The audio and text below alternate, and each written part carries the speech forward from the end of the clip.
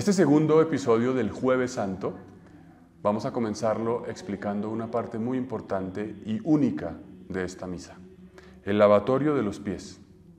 Explica el misal: terminada la homilía, donde sea recomendable por motivos pastorales, se procede al lavatorio de los pies. Los varones escogidos, el Papa Francisco ha incluido mujeres también. Se dice que son varones porque Jesús le lavó los pies a sus 12 apóstoles, que eran varones. Los varones escogidos se dirigen a los asientos reservados para ellos en un lugar visible para los fieles, acompañados por los ministros. Luego el sacerdote, dejada la casulla si es necesario, se acerca a cada una de las personas escogidas y, ayudado por los ministros, les lava y seca los pies. La casulla es ese ornamento, esa prenda litúrgica que usa el sacerdote sobre todo lo demás, que lo cubre completamente como una capa, se la retira y se dirige a este gesto que de una manera gráfica, plástica, nos ayuda a ver a Cristo lavando los pies. Es un gesto impresionante, el agacharse, el servir, el lavar y el secar. Es muy interesante esa precisión del misal. No solo lava, también seca los pies, es decir, es un servicio completo. Y nos recuerda de una manera muy concreta que el sacerdote y todo cristiano tiene la misión de servir, porque Jesús lavó los pies a sus discípulos también en la última cena. Y así como Él ha lavado los pies, se nos invita a nosotros a que unos a otros también hagamos lo mismo. O sea, nos centra en el corazón de nuestra misión como cristianos, el servicio, el donarnos al otro, y de la manera más humilde y sencilla, como lo dice el Evangelio.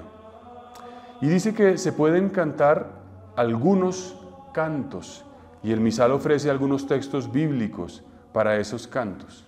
Y yo me voy a permitir leerlos, porque nos ayudan muchísimo a entrar en el sentido verdadero y profundo del lavatorio de los pies. De Juan, capítulo 13. Después de levantarse de la cena, Jesús echó agua en la jarra y se puso a lavar los pies a los discípulos. Este fue el ejemplo que les dejó. Este primer texto nos dice entonces de un ejemplo, de una manera de obrar que se convierte en referente para los demás. Cuando tú y yo servimos, cuando tú y yo hacemos como Jesús, no buscamos algo para nosotros, sino para los demás, nos convertimos en un signo. También de Juan 13.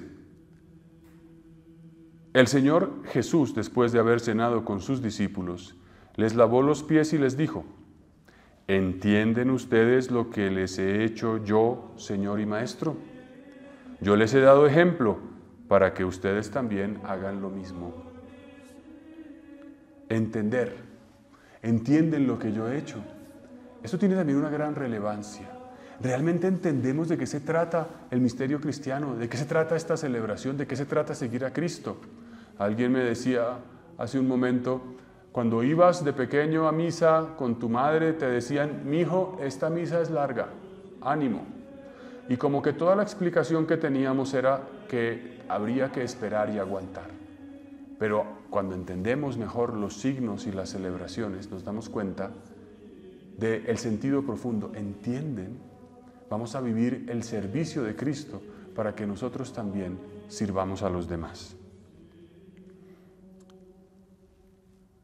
Hay otro tomado de 1 Corintios capítulo 13.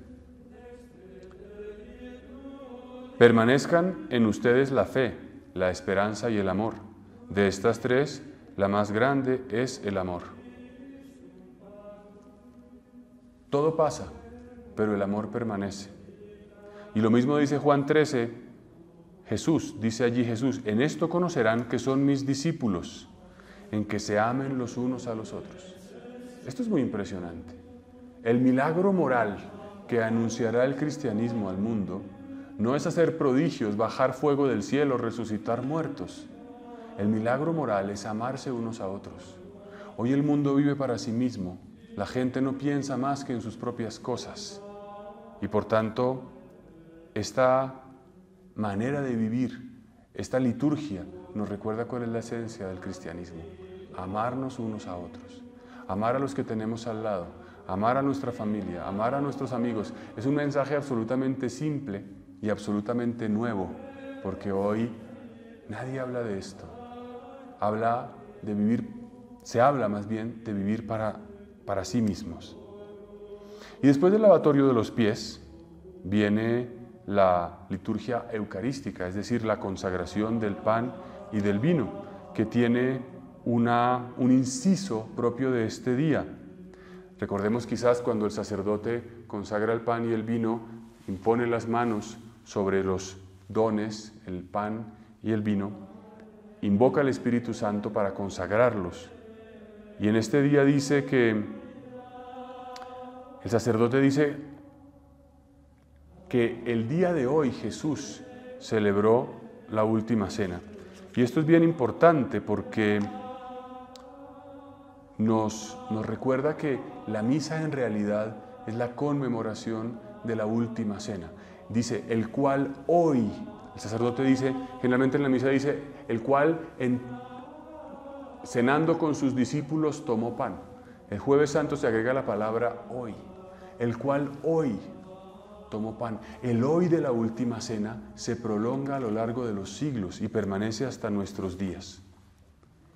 Bien, y finalmente el otro detalle original o particular que tiene la liturgia del Jueves Santo es la procesión del Santísimo Sacramento. Quizás recordamos que después de la misa del Jueves Santo se lleva el Santísimo a un lugar que no es el sagrario está vacío, recordémoslo, a un sitio llamado el monumento.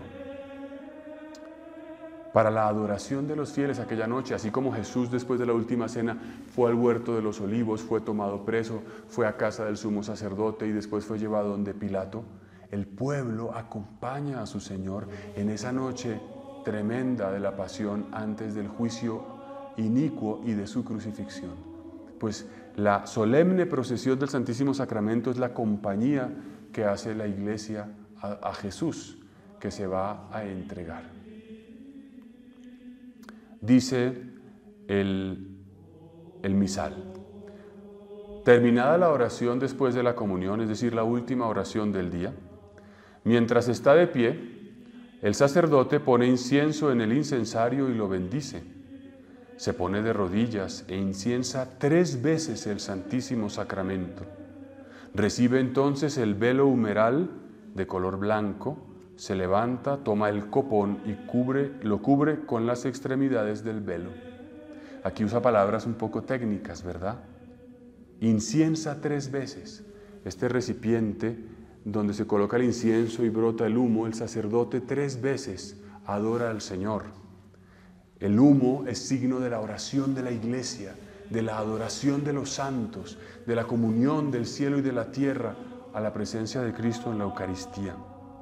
Y dice que recibe el velo humeral, que es como un paño que se pone sobre los hombros, con el cual cubre el copón, que es el recipiente donde están las hostias consagradas. Lo cubre completamente. Cubrirlo significa resaltar que lo que hay allí dentro es un misterio, una realidad que solo se puede percibir por la fe. Y dice, se organiza la procesión con luces e incienso para llevar el Santísimo Sacramento por el templo al lugar de la reserva, preparado en alguna parte de la iglesia o en alguna capilla convenientemente adornada. Precede el ministro laico con la cruz, en medio de otros 2 con cirios encendidos. Siguen otros llevando velas encendidas. El turiferario con el incensario humeante precede al sacerdote que lleva el Santísimo Sacramento. Durante la procesión se canta el Pange Lingua u otro canto eucarístico. Estamos hablando entonces de una manera de trasladar al Señor. Explica y detalla que se lleva con luces, con velas, con incienso. Es una manera de acompañar con muchísimo respeto al Señor Jesucristo. Y dice que se canta un himno que se llama Pange Lingua. Es un himno compuesto por Santo Tomás de Aquino en el siglo XIII. Pange Lingua significa canta lengua. Es un himno eucarístico que da gloria a la presencia del Señor en la Eucaristía, de un misterio que no nos cabe en la cabeza.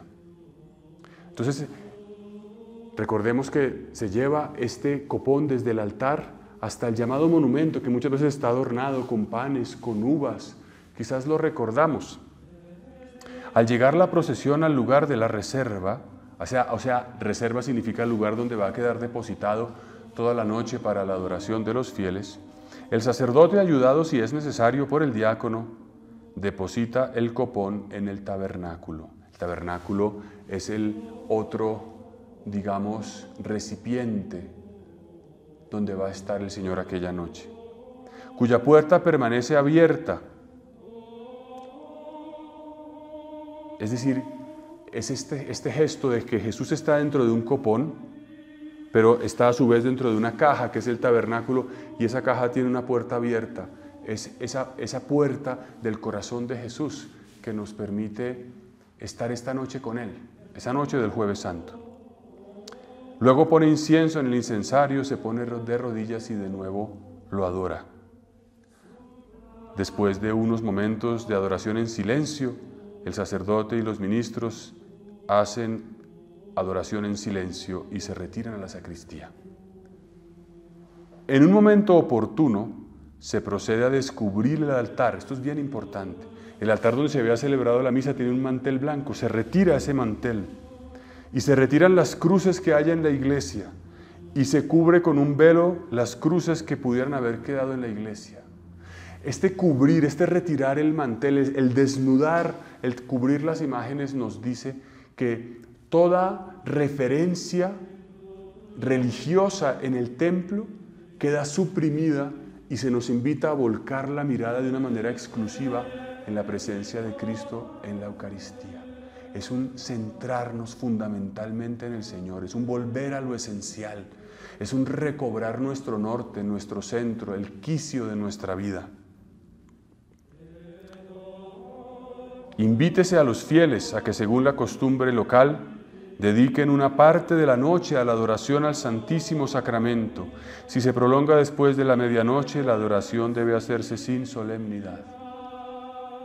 Esta es la noche en que estás invitado a pasarla con el Señor, a adorarlo, a ir a la iglesia, a estar con Él el mayor tiempo que puedas para honrarlo y darle gloria. Y finalmente termina el misal. Si la celebración de la pasión del Señor del Viernes Santo no tiene lugar en la misma iglesia, la misa se concluye de la manera acostumbrada y el Santísimo Sacramento se guarda en el tabernáculo. Este es el caso especial en el que no se celebrara la misa en la misma iglesia, pero en las parroquias sucede habitualmente que se celebra en la misma iglesia y se hace como lo hemos dicho. 3 características, por tanto, tiene particularmente el Jueves Santo. Esta procesión al final, el lavatorio de los pies, el mandamiento del amor, la institución de la Eucaristía y del sacerdocio, y al inicio de la Santa Celebración, el canto del Gloria de una manera solemne, como no se había hecho a lo largo de la Cuaresma. Vamos al próximo capítulo para entender cómo se celebra el Viernes Santo.